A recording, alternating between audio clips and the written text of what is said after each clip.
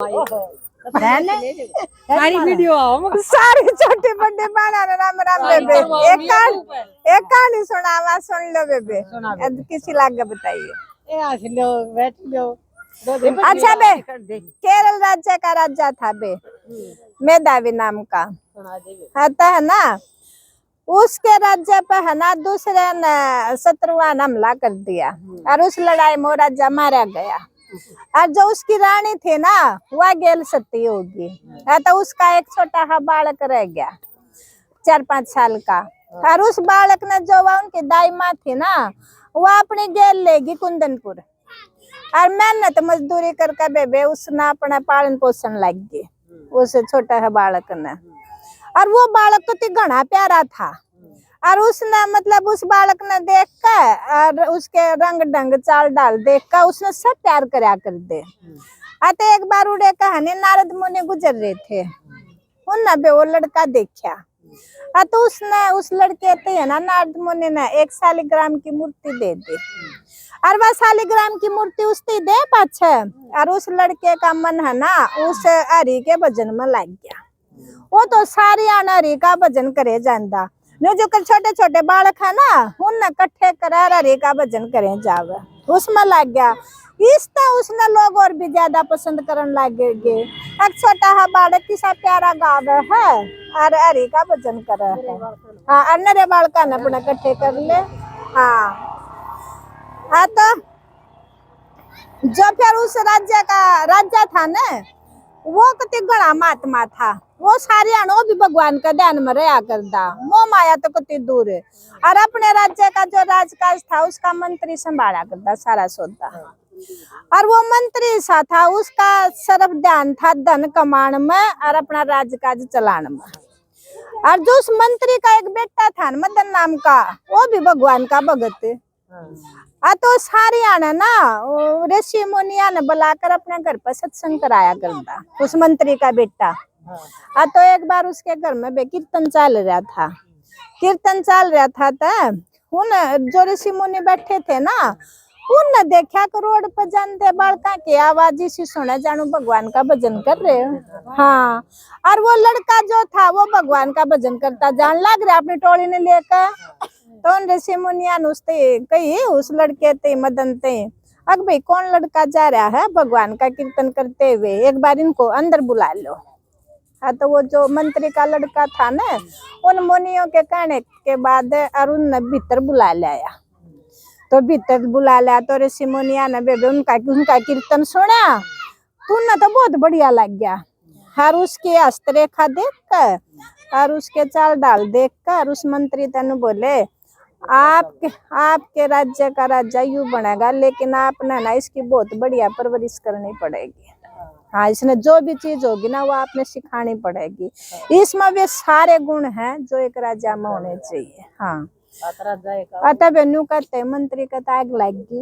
मंत्री अपने बेटा ने राजा बनाना सोचा था तो मंत्री ने सोचा कि यू गलिया में घूमता होया और यू राज्य का राज संभालेगा और मैं अपने बेटे ने बनाऊंगा। तो उसने है ना मंत्री ने एक जो उसका विश्वास का आदमी था ना बद्दी को बुलाया ने बोला तू इस लड़के ने ले जा और इसने मारा तो इन्हें खत्म करा।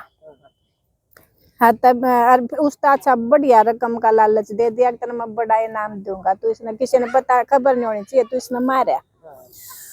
हाँ तब एक दिन उस मंत्री ने सारे बालक भीतर बुलाए टॉफी देने का बहाना। हाँ तो सत्य उन्हें टॉफी दे दी तो और बालक तो भेज दिया और वो लड़का रख लिया और वो लड़का उसके गेल भेज दिया। हाँ तो जब वो उसका बदिक था ना वो कितने सुनसान रास्ते में ले गया ना। हाँ तो उस लड़के का नु हो गया यू ठीक ठाक कौन ले रहा यू आड़के में गड़बड़ करेगा। हाँ वो समझ गया। हाँ तो नु बोला आप मैंने बेच सकता आपने जो कुछ करना मेरे गेल कर लियो मैंने ना एक बार अपने भगवान का भजन कर लेंगे। तो शालिग्राम की मूर्ति काट कर वो भगवान का भजन करने लग गया और बे वो भगवान का भजन करने लग गया ना जो उसने ले रहा था उसका भी मन पिघल गया। अरे इतना प्यारा बालक भगवान में ध्यान लग रहा है इसने मारू तो मैं क्यों कर मारू। अतः बहनों का उसका 6 उंगली थी तो उसने 6ठी उंगली काट ली और वो तरफ दौड़े छोड़ दी और वह छठी उंगली ले जाकर उस राजा उस मंत्री ती दिखा दी। अगला मत मार आया उसने, मंत्री खुश हो गया और जड़ा मार के गिर उड़ा उसने छोड़ के आया न, वो उड़ा दर्द में बेचारा करान लाग रहा था और उड़े का जो राजा था वो घोड़े पे उड़े का गुजरन लाग रहा था। तो उसके अंदर एक और रियासत थी चंदनपुर, तो उसने देख लिया भाई को बालक करान लाग रहा है, उसने वो उड़े ठाकर अपने घोड़े पर बैठा लिया और उसका कोई संतान नहीं थी उस राजा के। तो वो उसने अपने घोड़े पर बैठा कर और अपने महल में ले आया और उसने अपने बालक की तरह उसकी परवरिश करने लग गया। तो उड़ा कर उसने बेबे सारा उसका वेद शास्त्र का ज्ञान सिखा दिया, तलवारबाजी निशानेबाजी जो एक राजा के बालक में काम आने चाहिए ना वह सारी कला सिखा दी। और जैसे जैसे बड़ा हो गया ना तब बेबे वो राजा बना दिया, उसने अपने सिंहासन पर बैठा दिया। तनु का है वो जो राजा था ना 10,000 सोने की मुद्राएं कर के रूप में दिया करदा इस कुंदनपुर वाले राजा थे हर साल। जब यो लड़का राजा बना ना यो 10,000 सोने की मुद्रा तो देवे अरे उनकी गेला और भी उपहार देने लग गया। तो सारे नु ख्याति फैल गई। चंदनपुर में जो नया राजा बना है ना वो तो बहुत बढ़िया तो राजकाज संभाल रहा है और सारी जनता सुखी है, सबका बढ़िया ख्याल रख रहा है, सब सुखी है। मतलब बच्चों कर तो उसकी ख्याति फैल गई। तो एक दिन इस मंत्री का मन मनु आया, अगला मैं भी देखता हूँ किसा का राजा है। तो भाई मंत्री देखने चला जा है, मंत्री तो देख दे पहचान लिया क्यों तो ओए हाँ ओए है यू तो न्यू बोला एक पत्थर लिख दिया, न्यू बोला बेटा मैंने तो 2-3 दिन काम आ रहा है और तू मेरा यू पत्थर ले जा और मेरे बेटे ने दिया मैंने जरूरी काम है और तू ये पत्थर न राम ना खोलिए। और वो पत्थर में क्या लिख रखा अपने बेटे थे मैं जो ये पत्थर इसको देकर भेज रहा हूँ ना यू जो ही तेरे पास पहुंचे तो इसको विष दे देना, न्यू लिख रखी हूँ मैं। तब वो तो चाल पड़ा अपने घोड़े पर और जब उनका बगीचा में जा लिया ना वो घोड़ा भी थक सा गया, उसने सोचा यूं तो पानी पी लेगा और तू आड़माड़ी बार लौट जा। वो लौट गया पेड़ तले और हाथ में वो पत्थर ले रहा। इतने में उस राजा की बेटी और जो मंत्री की बेटी थी वह अपनी सहेलियां गेला बगीचे में घूमने आएगी और वह मंत्री की बेटी आ जा उस दौरे देख दी घूमती घूमती कि बड़ा सुंदर राजकुमार नौजवान लौटा है इन्हें क्यों लौटा है। तो उसका हाथ में वो पत्थर था बेबे, वो पत्थर लेकर और उसने खोल कर देखा तो उसमें न्यू लिख रखा कि बेटा जैसे ही तेरे को ये पत्थर मिले ना तो इसको विष दे देना। तो उस लड़के ने सोचा ये तो तेरे पापा ने बहुत बड़ी करतूत करी है, लड़की ने उससे की बेटी मंत्री की और तेरे पापा ने बहुत बुरा घोर अन्याय करा है या तो अच्छी बात नहीं है। उस लड़की ने वह जो काजल ला रही थी ना काजल तो थोड़ा सा नु हाथ कर ला कर और जो विष लिख रखा था ना उस विष के आगे या और ला दिया, विषा बन गया। उस लड़की का नाम विषा था। अगर जैसे ही है ना तेरे को बेटा यो मिले तो विषा को तो इसको दे देना और वह पत्थर उसके दौरा उल्टा इधर गए और उस लड़के ने पत्थर खोला है नहीं फिर वो जाकर पत्थर उसने उसकी दे दिया तो बेबे उसके बेटे ने पढ़ा पिताजी का पत्थर आया, पिताजी ने लिखा इस पत्थर में जैसे ही तेरे को ये पत्थर मिला तो इसको विषय दे देना, शादी कर देना इसकी। बे उसने तो पंडित बुलाकर और अपनी बाणी की शादी अपने उसकी गेल कर दी और उसकी गेल कर दी था। उस शादी में उड़े का और राजा भी जो महात्मा आदमी था और उसका एक बेटी बस है। तो उस राजा ने भी वो बहुत बढ़िया लग गया और जब पहला ना राजा का कई रानी होया कर दे। हाँ तो राजा बोला भाई तेरा बहन हो तो बहुत बढ़िया लायक आदमी लग गया और मैं भी अपनी बेटी की शादी इसी के साथ करूंगा, इसका मुहूर्त निकलवा दे। तब उसका भी मुहूर्त निकलवा दिया। फिर मंत्री आ गया है, मंत्री ने आकर देखा ओहो यू तो तेरी बेटी का भी आदमी बन गया, तेरा दामाद बन गया, यू तो बेटी भी दी गई और उन ऋषि मुनिया ने न्यू घोषणा कर रखी कि राजकुमार बनेगा। तो बोला यू तो मरवाओ। तो बोला बेशक मेरी बेटी विधवा हो जा, मेरी बेटी बेशक विधवा हो जा। बोला फिर मैं छोड़ दूं कौन है। हाँ तो न्यू बोला उसने बुला के बेटा ये तुम्हारा दामाद बन गया और मैं बड़ा खुश हूँ। लेकिन हमारा एक रिवाज है इधर, एक काली माँ का मंदिर है रूढ़, हमारे शादी के बाद पूजा होया करे, और तू रात के अंधेरे में ना वह पूजा करने चला जिए एकला, और वह पूजा करके आई है। और बे उसने पहले उड़ा एक अपना बद्दी तैयार कर रखा, वो जैसे ही पूजा करना आवे तो उसने मार दिया।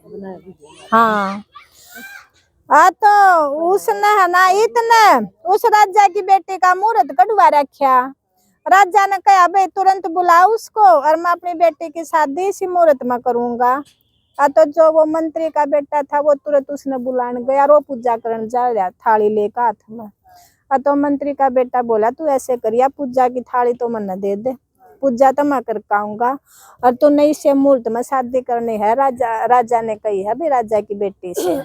वो तो भी उस मुहूर्त में राजा की बेटी शादी करे है, और मंत्री का बेटा उड़ा पूजा करने चला जा है, और जो तैयार कर रखा था उसने तो जानदा ही मारी तलवार कट गया।